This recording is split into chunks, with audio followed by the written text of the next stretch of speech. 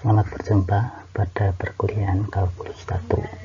Pada pertemuan kelima ini akan kita pelajari turunan dari suatu fungsi, atau istilah lain adalah derivatif dari suatu fungsi. Nah, sejarah munculnya turunan itu diawali dari suatu masalah dalam berbagai bidang ilmu yang berbeda. Nah, di sini kita lihat bahwa dalam berbagai ilmu yang berbeda, diantaranya adalah gradien garis singgung, ya, kemudian kecepatan suatu benda bergerak pada suatu saat tertentu, kemudian ada biaya marginal suatu produk, kemudian laju pertumbuhan populasi, ini dalam masalah yang ada di demografi, laju penyebaran informasi, gosip, dan yang lainnya, laju peluruhan bahan radioaktif. Nah, ini adalah masalah di ilmu kimia. Nanti kalau diformulasikan secara matematik, maka nanti ini akan mempunyai bentuk yang khas yang nanti akan disebut dengan turunan. Nah, kita lanjutkan dengan turunan fungsi. Jadi pertama kita akan membicarakan tentang turunan fungsi di suatu bilangan, di suatu titik. Definisinya itu adalah turunan dari fungsi f di suatu bilangan real a, dinotasikan f aksen kurung a, didefinisikan sebagai f aksen kurung a itu sama dengan limit h menuju 0 dari f dalam kurung a plus h dikurangi fa dibagi dengan h. Nah, f aksen a ini dikatakan ada apabila limit ini ada, ya. Nah, sebagai catatan, pada definisi ini bila dimisalkan x sama dengan a plus h, maka nanti akan kita peroleh h itu sama dengan x min a. Sekarang kalau h menuju 0, maka akibatnya apa? X min a menuju 0, sehingga x menuju a. Nah, sehingga f aksen a dalam definisi ini bisa kita tulis secara lain dengan f aksen a sama dengan limit x mendekati a dari fx dikurangi fa dibagi dengan x min a. Nah, kemudian bila limit tersebut ada, catatan kedua, ya, tetapi bukan tak hingga atau min tak hingga, nah, maka dikatakan bahwa fungsi f terturunkan atau diferensiable di x sama dengan a atau di a. Nah, sebagai contoh, misalkan ini, dengan definisi tentukan f aksen 3 bila fx sama dengan 4x plus 1. Nah, jadi dengan definisi, dengan yang pertama ini, misalkan f aksen 3, jadi a nya 3, ya, itu akan sama dengan limit h menuju 0, f, jadi semuanya a sama dengan 3, semua a diganti dengan 3, ya, f3 plus h dikurangi f3 dibagi dengan h.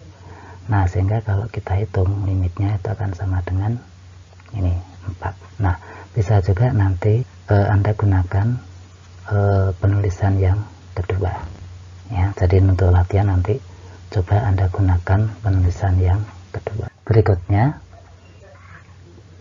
kita bicarakan tentang gradien dari garis singgung dan kecepatan sesaat, ya. Jadi nanti ini akan mempunyai suatu rumusan. Jadi dua hal ini akan mempunyai suatu rumusan limit yang sama seperti yang ada di definisi pada persamaan. Coba kita lihat gradien garis singgung, ya. Jadi kalau kita mempunyai suatu garis L misalkan, nah, gradien dari suatu garis L ini ditentukan dengan cara kita ambil dua titik berbeda pada garis tersebut. Misalkan x1, x2, x1, y1 itu titik pertama, titik yang lainnya adalah x2, y2. Nah, nanti gradien garis L itu nanti dinotasikan, dirumuskan sebagai ml sama dengan y2 min y1 dibagi x2 min x1, ya.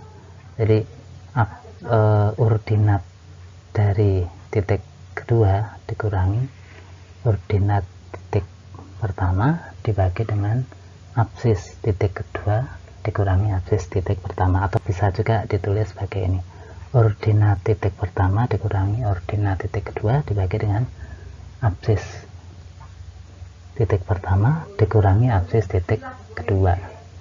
Nah, sekarang kalau kita ingin mendapatkan garis singgung, ya, misalkan kita mempunyai suatu kurva y sama dengan fx dan kita ambil sembarang titik p, katakanlah dengan koordinat a fa di kurva. Jadi misalkan kita punyai kurva ini yang hitam, nah kemudian kita punya suatu titik ini mempunyai absis a, ordinatnya adalah f a, ya.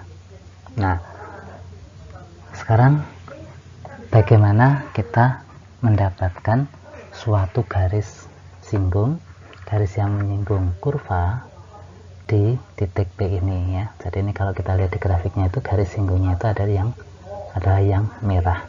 Nah, caranya pertama kita buat titik Q yang tidak sama dengan P di kurva. Jadi titik Q misalkan kita buat di sini, pokoknya sembarang ya, pokoknya di kurva. Bisa di sini, bisa di bawah sini dan seterusnya. Nah, kita ambil titik Q-nya itu mempunyai absis A plus H, ya. Karena A di sebelah kiri, A plus H dalam gambar ini di sebelah kanan, maka kita ambil H itu lebih besar dari 0, ya. Tapi yang penting kita ambil H itu lebih besar dari 0. Kemudian ordinatnya adalah di sini nanti, ya, f dari dalam kurung a. Sekarang kita buat garis yang menghubungkan titik P dan titik Q, kita sebut garis PQ, ini yang biru ini, ya. Kemudian garis yang biru ini otomatis gradiennya berapa? Gradiennya adalah ini, f A plus H dikurangi FA dibagi dengan A plus H dikurangi H, ya. Atau kita bisa menyederhanakan jadi F dalam kurung A plus H dikurangi FA dibagi dengan H. Nah, sekarang yang akan kita lihat, yang akan kita hitung itu adalah gradien dari garis yang merah, yaitu garis singgung, ya. Nah, caranya gimana?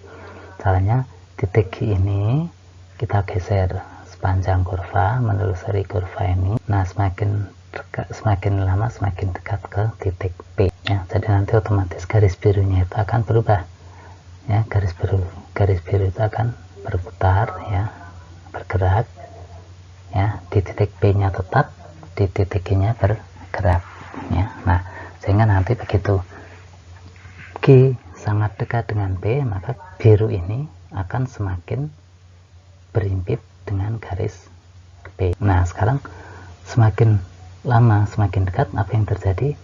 Yang terjadi itu H mendekati 0, ya kan. Jadi kalau Q-nya bergerak menuju ke P, maka absis titik A plus H itu H sudah kan semakin kecil, semakin mendekati 0. Jadi begitu menempel di titik Q, menempel di titik P, maka nanti H itu sama dengan 0, ya. Itu kalau menempel, ya. Nah, kalau semakin dekat, ya nanti H itu menuju 0.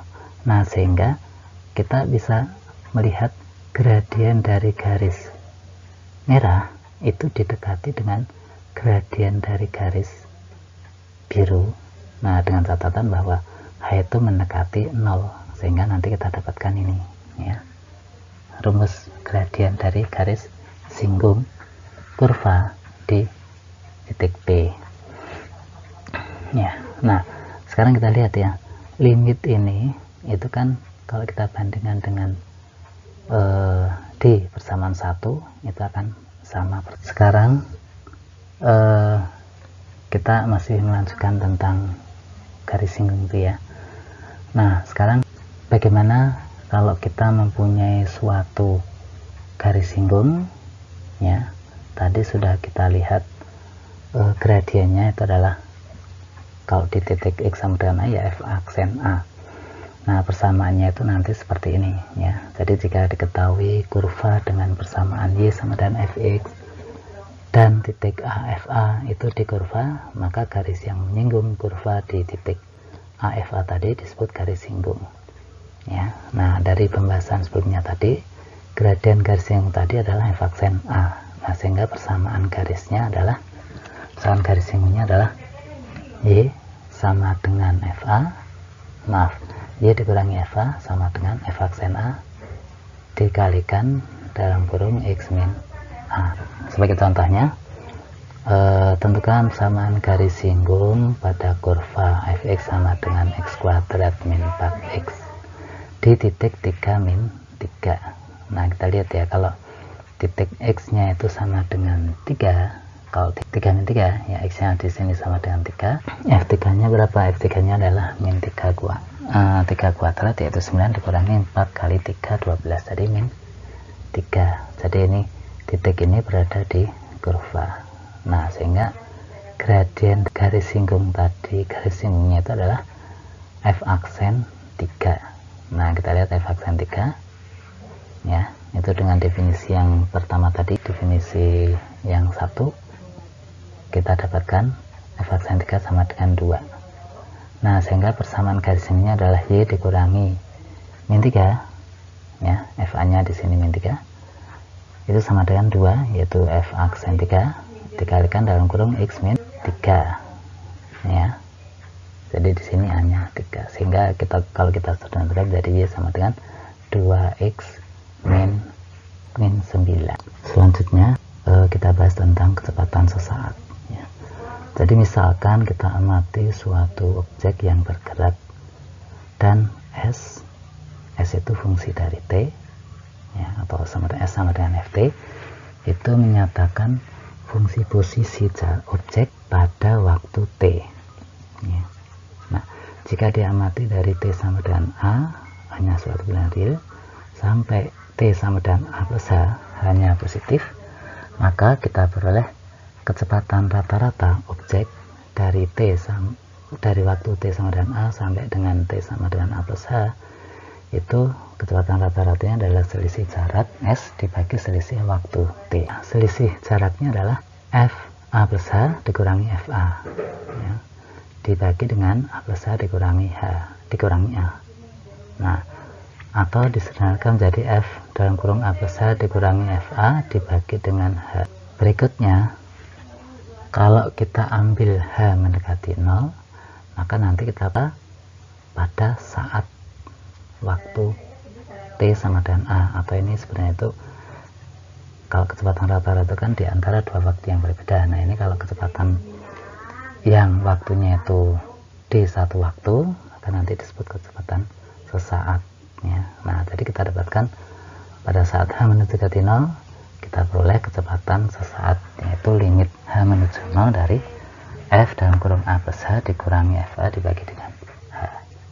Nah, bentuk ini ya, ini juga merupakan limit yang mempunyai bentuk seperti ini, sama seperti gradien garis singgung ya, dan sama seperti yang ada di definisi turunan tadi ya. Nah, dalam fisika nilai mutlak kecepatan sesaat itu nanti disebut laju. Jadi laju objek pada saat T sama dengan A itu akan merupakan nilai mutlak F aksen A, dengan F adalah fungsi posisi atau fungsi jarak terhadap waktu T ya. Nah, sebagai catatan ya, jadi dari dua hal tadi kita bisa memperoleh suatu hal ya, bahwa turunan di suatu titik bisa ditafsirkan sebagai pertama, gradien garis singgung, itu kalau fungsinya itu menyatakan menggambarkan suatu kurva.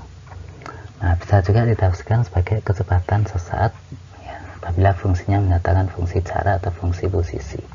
Nah, kemudian nanti kalau fungsinya itu menyatakan total biaya produksi untuk memproduksi X barang misalkan, nah nanti turunannya itu adalah disebut biaya marginal ya. Kemudian secara umum nanti disebut juga laju atau bisa ditafsirkan sebagai laju perubahan populasi. Ini apabila fungsinya menyatakan besar populasi ya. Nah, kalau kita lihat ya, kecepatan itu sebenarnya itu kan perubahan jarak dibagi waktu ya. Nah, jadi kecepatan selesai itu nanti bisa juga ditafsirkan perubahan jarak per waktu. Kalau biaya marginal nanti perubahan biaya produksi per barang.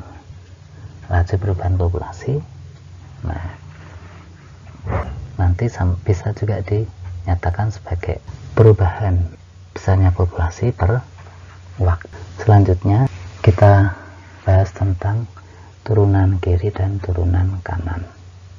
Nah, definisinya seperti ini ya. Turunan kiri di suatu bilangan A didefinisikan sebagai f aksen min A. Nah, ini akan sama dengan limit H menuju 0 dari sebelah kiri dari f A plus H dikurangi f A dibagi dengan H. Atau bisa juga ditulis dengan cara yang kedua, yaitu f aksen negatif A itu akan sama dengan limit X mendekati A dari sebelah kiri dari fx dikurangi f A dibagi dengan X min A. Nah, turunan kiri ini ada apabila limit ini itu ada ya.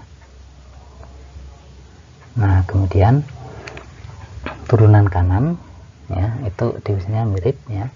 Kalau turunan kiri kita gunakan limit kiri, turunan kanan kita gunakan limit kanan. Kemudian dari hasil kesimpulan turunan kiri dan turunan kanan, kita bisa memperoleh bahwa turunan suatu fungsi f di suatu titik X sama dengan A atau di bilangan X sama dengan A ini dikatakan ada jika dan jika turunan kiri di A sama dengan turunan kanan di A dan keduanya ada.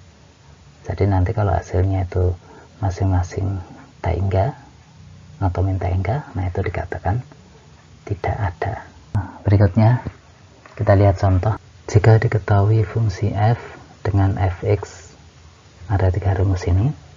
Fx akan sama dengan x kuadrat kalau x nya kurang sama dengan 1. Fx akan sama dengan 2x min 1 apabila x nya di antara 1 dengan 3. Fx sama dengan x kuadrat plus 1 kalau x nya lebih besar sama dengan. Nah, dengan menggunakan definisi turunan, tentukan bahwa turunan kiri dari f di x sama dengan 1 ya. Yang B, turunan kanan dari f di x sama dengan 1.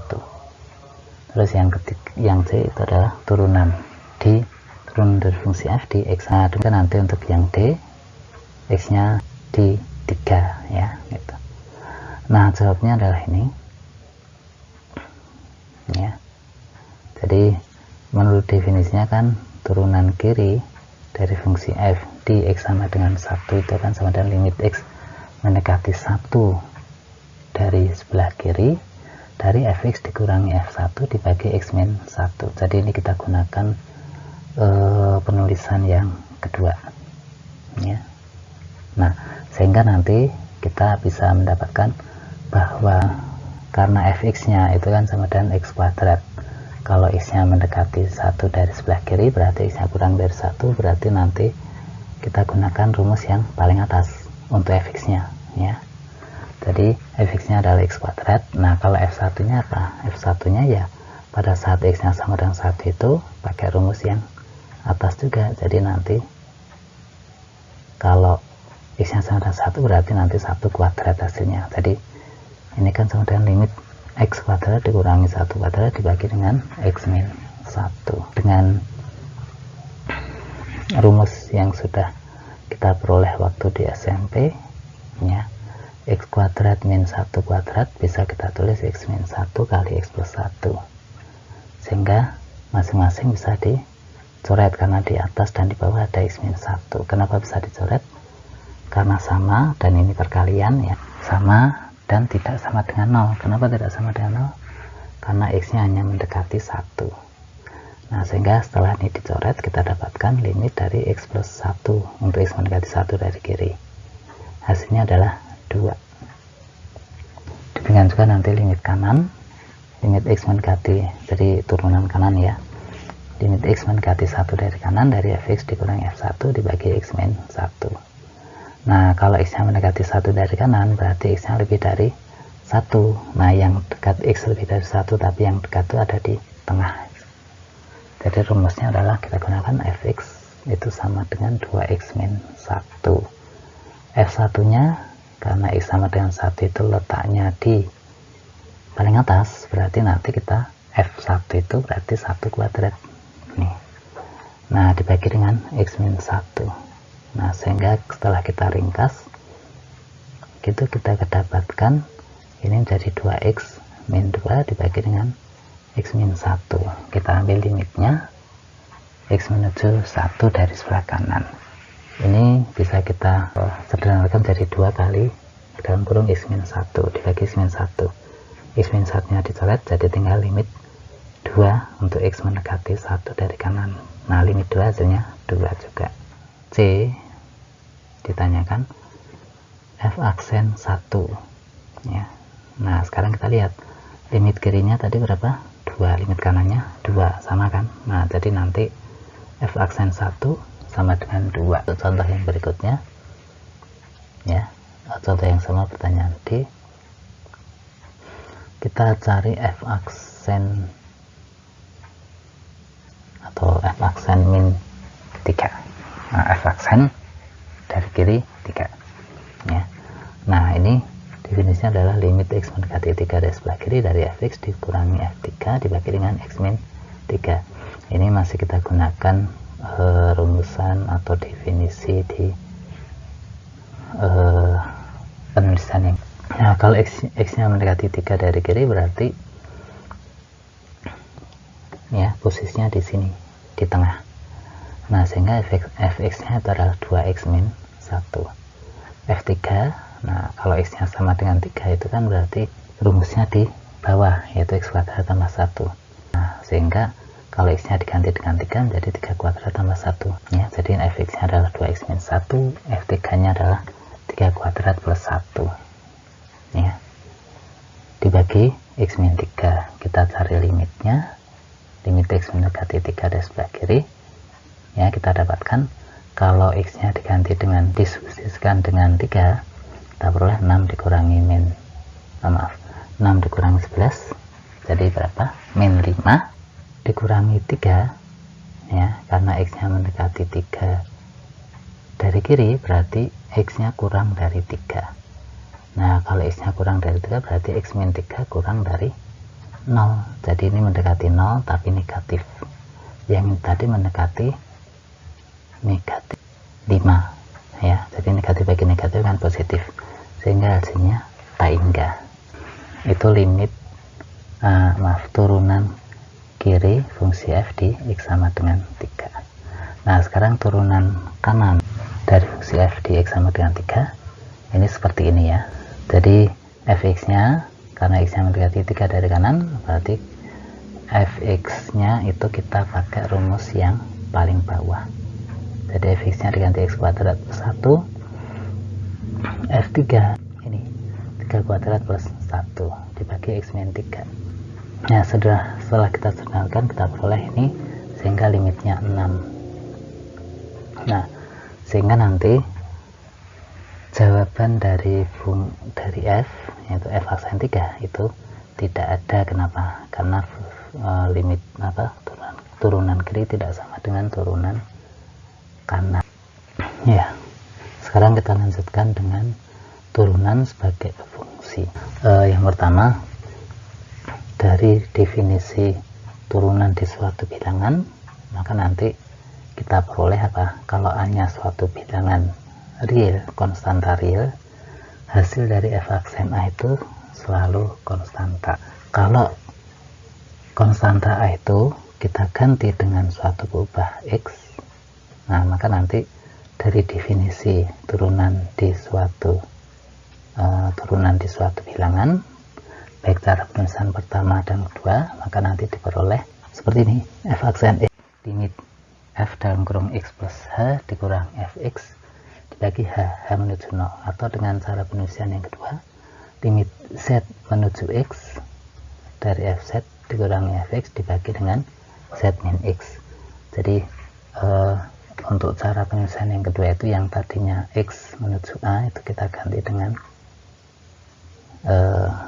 selain x ya, yaitu ambil aja z menuju x. Nah, sehingga nanti seperti ini penulisannya. Bisa juga nanti diambil y menuju x ya, atau yang lainnya ya. Nah, kita ambil aja di sini limit z menuju x dari fz dikurangi fx dibagi dengan z min x. Nah, secara umum hasil dari f aksen x itu masih memuat x berubah, atau mungkin hanya konstanta saja. Nah, sehingga secara umum f aksen x itu bisa kita pandang sebagai suatu fungsi dari x ya. Nah, sebagai fungsi dari x, maka pasti f aksen mempunyai daerah asal. Daerah asalnya apa? Nah, definisi daerah asal dari fungsi itu adalah apa? Seperti ini ya. Kita sesuaikan aja. Kalau fungsinya itu sekarang kita notasikan dengan f aksen.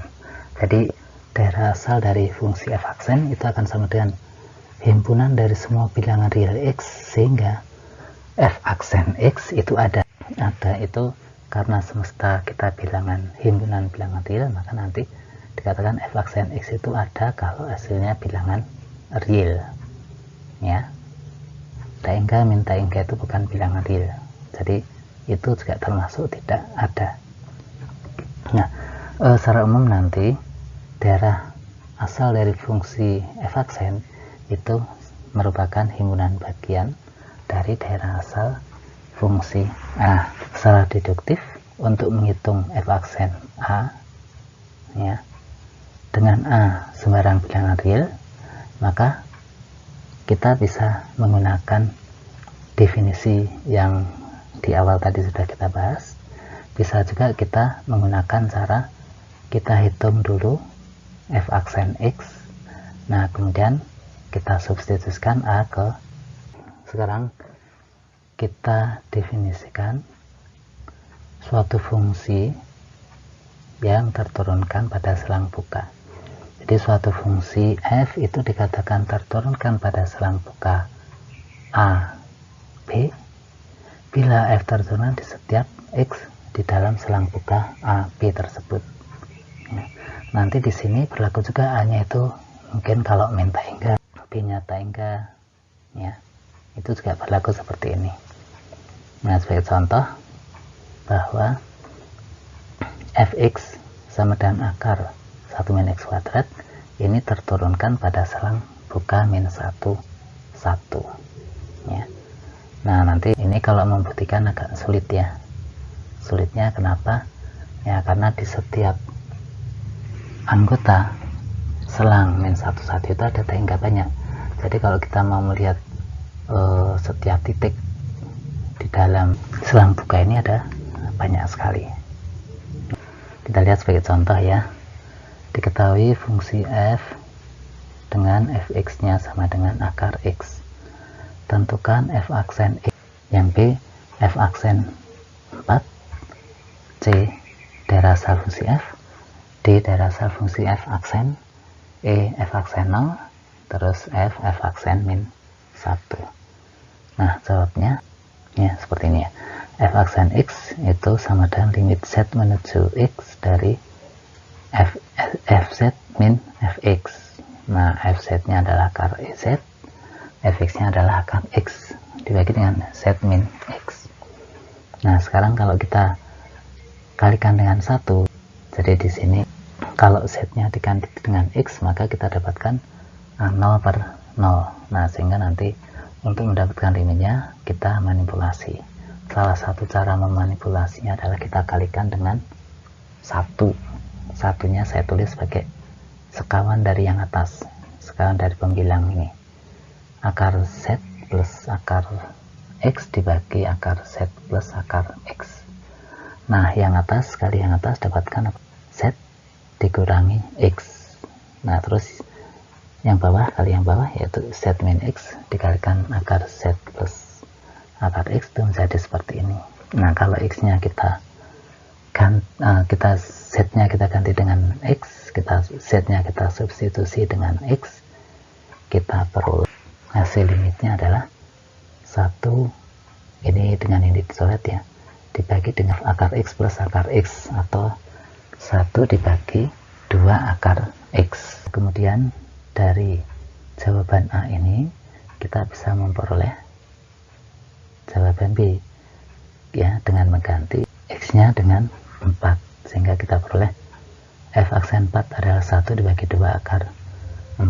Akar 4 adalah 2, jadi 1 dibagi 2 kali 2, atau 1 dibagi 4. Jawaban yang C, dari asal fungsi f, dari asal fungsi f itu adalah semua bilangan real x sehingga fx nya terdefinisi, atau artinya akar x itu bilangan real. Nah, kapan akar x itu bilangan real? Itu kalau x nya lebih besar sama dengan 0. Jadi daerah asalnya ini kurung siku 0 tengah kurung lengkung. Nah, sekarang kalau daerah asal fungsi f aksennya adalah 1 dibagi 2 akar x ya. Nah, sehingga nanti kita dapatkan itu bilangan real, maka nanti x di bawah akar, karena ini akar genap, itu x nya harus lebih besar sama dengan 0, dan x tidak boleh 0. Kenapa? Karena kalau x nya sama dengan 0 ya, akar 0 itu 0, jadi nanti ada pembagian dengan penyebut 0, dan ini tidak terdefinisi, sehingga 0 dikeluarkan dari daerah asal fungsi f aksen. Nah, kemudian untuk yang jawaban E, f aksen 0 ya, ini jelas tidak ada ya. Pertama apa? Pertama, memang 0 tidak masuk di dalam daerah asal fungsi f aksen. 2 ya, kalau misalkan dipaksakan kita menghitung ke rumus f aksen x nya, maka nanti ada pembagian 0 sehingga tidak terdefinisi. Kemudian yang f aksennya 1, ini juga tidak ada karena tidak masuk di dalam daerah asal fungsi f aksen. Atau bisa juga dituliskan seperti ini ya, 1 dibagi 2 akar min 1, jadi ini f aksen min 1 ya. Nah, itu hasilnya bukan bilangan real, sehingga tidak ada. Kalau selanjutnya kita bicarakan tentang notasi turunan dan kaitan turunan dengan kekontinuan dari suatu fungsi.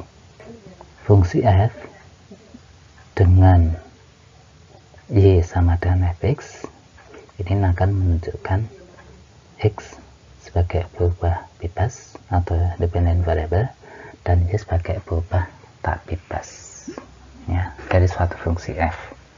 Nah, turunan fungsi f itu dinotasikan dengan f aksen x, bisa juga ditulis y aksen ya, kalau ditulis seperti dalam persamaan ini.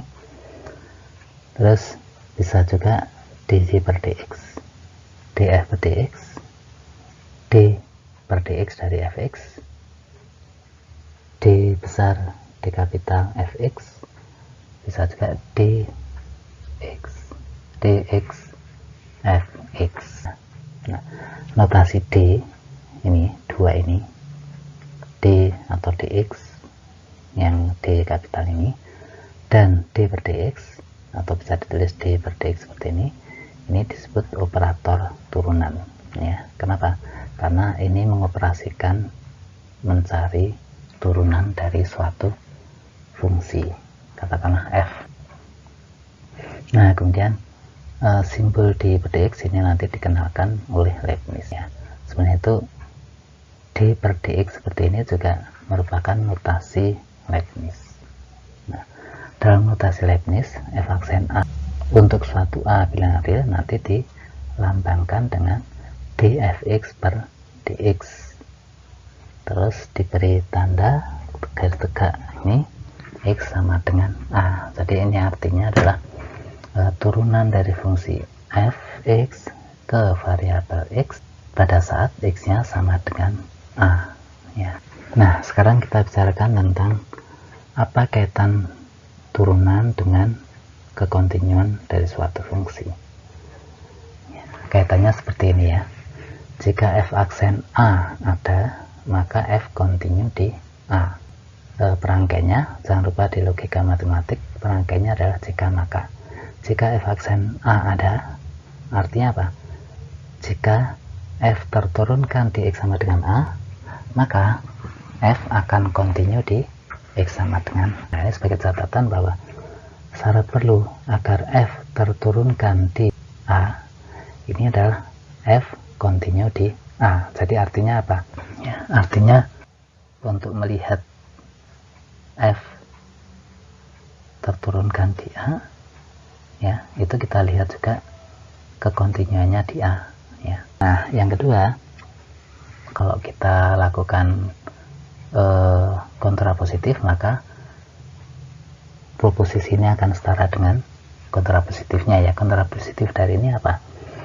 Jika f tidak kontinu di A, maka f aksen A tidak ada ya. Nah, seperti ini ya. Jadi kalau f tidak kontinu di A, maka otomatis f aksen A tidak ada. Nah, yang ketiga, jika f kontinu di A, maka belum tentu f aksen A ada ya. Jadi kalau f kontinu, maka nanti belum tentu f aksen A ada ya. Tapi kalau tidak kontinu, bisa dipastikan bahwa f aksen A tidak ada.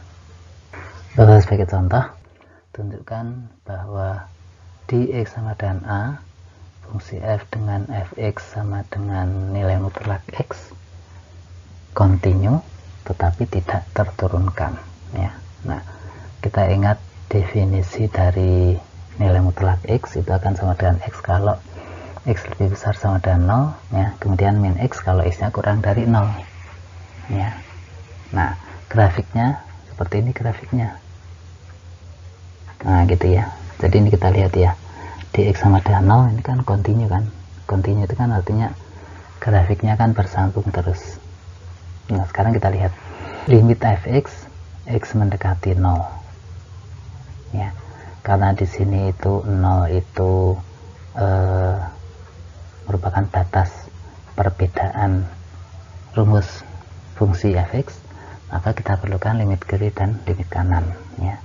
Jadi limit fx, x mendekati 0 dari sebelah kiri ya, ini hasilnya berapa?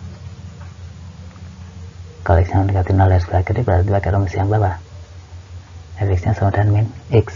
Nah, kalau x nya mendekati 0 meskipun dari kiri, maka nanti min x juga akan mendekati min 0 atau 0 ya kan. Nah, gitu. Terus limit fx, x mendekati 0 dari kanan, maka nanti limitnya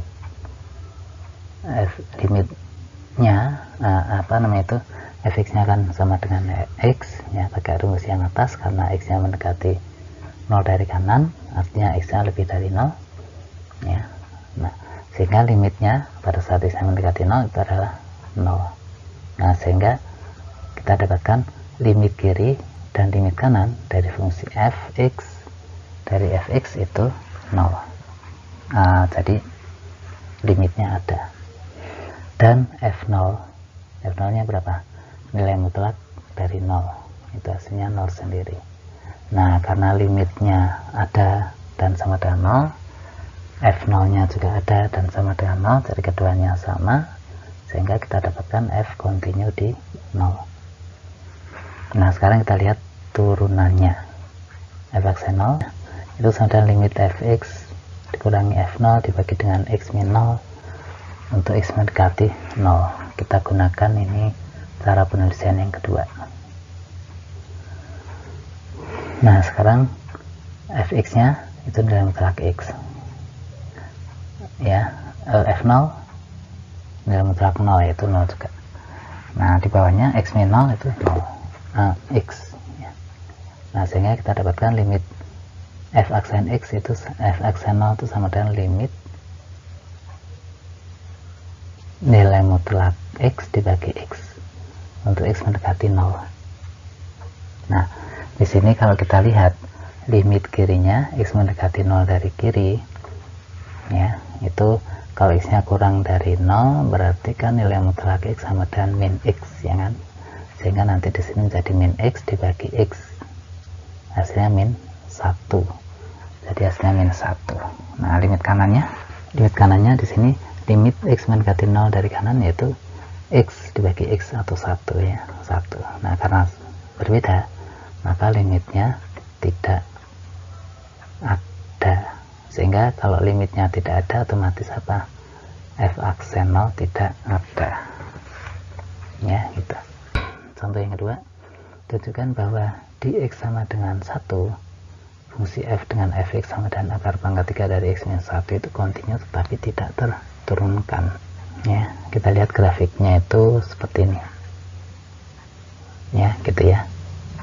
Nah, maaf, ini grafiknya itu salah, ya, ini harusnya digeser ke kanan, ya, jadi begini, ya, ya, ini grafiknya salah ini, ya, ini digeser ke kanan, ya. Sekarang kita lihat, ya, pertama ke kontinunya dulu, ya.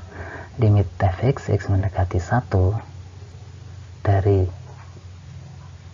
fx ini, fx nya akar pangkat 3 dari x minus 1 itu kan sama dengan berapa? Kalau x nya dengan 1, ya, ini akar pangkat 3 dari 0, ya, jadi hasilnya 0. Nah, kemudian f1 berapa? Akar pangkat 3 dari 1 dengan 1, 0. Akar pangkat 3 dari 0, 0, ya, jadi nanti ini limitnya ada yaitu 0 dan f1 nya juga 0 dan sama, ya, maka nanti f continue di x sama dengan 1. Nah, sekarang kita lihat limit turunannya di x sama dengan 1. f aksen 1 menurut definisinya adalah limit x mendekati 1 akar pangkat 3 dari x minus 1 dikurangi 1. f1 tadi sudah dihitung di sini tuh 0 hasilnya, ya, dibagi dengan x minus 1, sehingga kita dapatkan limit x mendekati 1 dari 1 dibagi akar pangkat 3 dari x min 1 dalam kurung kuadrat. Ini yang atas 1, yang bawah kalau x nya mendekati 1 ini mendekati 0, ya, karena dikuadratkan pasti hasilnya positif, di akar pangkat 3 hasilnya juga positif, sehingga nanti ini menjadi positif tak-hingga. Nah, ini bukan bilangan real, sehingga nanti katakan bahwa f aksen 1 tidak ada atau f tidak terturunkan di x sama dengan 1, ya, jadi ini kontinu tetapi. Nah, sekarang di manakah turunan itu tidak ada, ya, ya. Nah, kalau kita lihat berdasarkan grafik dari fungsi, maka nanti bisa dikatakan bahwa f aksen a tidak ada, ya, atau dikatakan bahwa f tidak terturunkan di x sama dengan a apabila titik a fa itu merupakan salah satu dari titik berikut nih. Jadi yang pertama titik pojok, ya, ini seperti ini titiknya. Nah, titik pojok ini runcing gitu, ya, atau ya runcing seperti ini. Terus titik taring, ini runcingnya seperti taring. Kemudian titik singgung kurva merupakan garis singgungnya vertikal, ya. Jadi ini titik singgung di mana garis singgungnya itu vertikal. Jadi seperti ini, seperti di contoh yang terakhir tadi, ya. Nah, itu tidak kontinu. Kemudian titik diskontinu, ya, titik dimana di situ terjadi loncatan grafik, ya. Dan nanti di titik-titik seperti itu tidak kontinu, sehingga kalau kita lihat suatu fungsi itu terturunkan atau tidak, kalau kita lihat grafiknya itu yang pertama apa, kontinu. Nah, terus grafiknya itu istilahnya itu apa, titik-titik seperti ini, tidak ada jadi halus, grafiknya itu halus ya, tidak ada yang runcing seperti ini ya. Nah terus tidak ada garis singgung yang tidak ada garis singgung yang vertikal. Nah itu berarti fungsi itu terturunkan ya. Oke, nah ini materinya sampai di sini. Nah selanjutnya nanti ada tugas kelompok ya, ada 5 paket: paket 1, paket 2, paket 3, paket 4, paket 5. Nah ini nanti pembagian tugasnya ya. Jadi kelompok 1 dan 2 mengerjakan paket 1, 3 dan 4 mengerjakan paket 2, 5 dan 6 mengerjakan paket 3, 7 dan 8 mengerjakan paket 4, 9 dan 10 mengerjakan paket 5 ya. Nah itu dulu pertemuan kita ya. Selamat belajar, semoga sukses.